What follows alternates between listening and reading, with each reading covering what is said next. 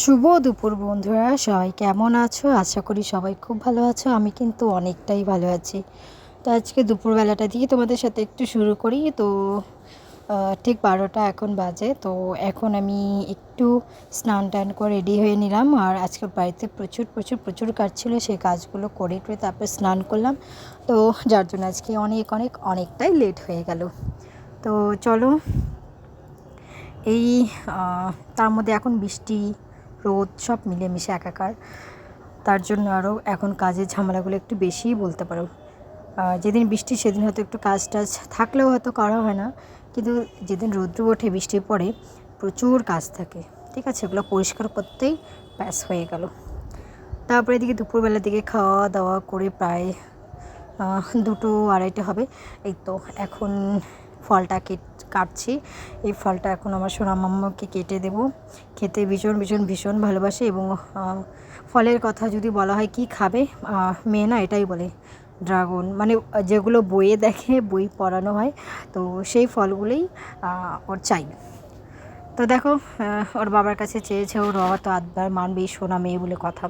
তো এইদিকে আমি এই ফলটাকে সুন্দর করে কেটে নিচ্ছি। আর এই ফলটা না আমার কাছে সত্যি ভীষণ ভালো লাগে খেতে, তবে বেশি খেতে পারি না, ভালো লাগে।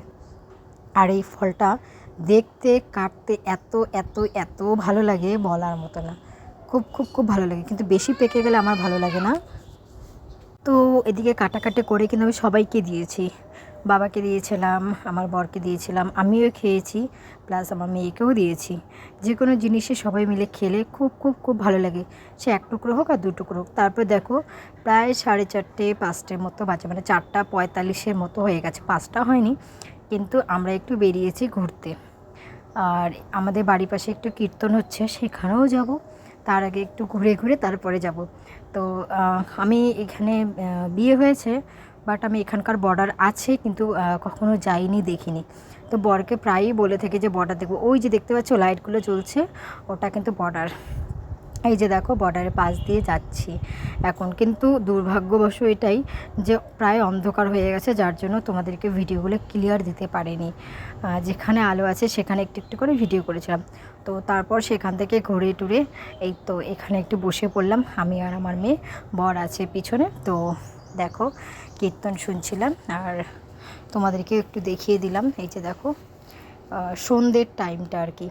তারপর বাড়িতে চলে আসছি। বাড়িতে আসার পর মেয়েকে বলেছি, মাম্মা আমাকে একটু ভিডিও করে দাও।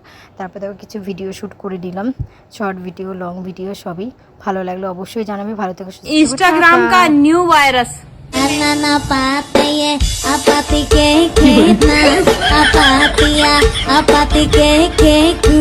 apati to apati kut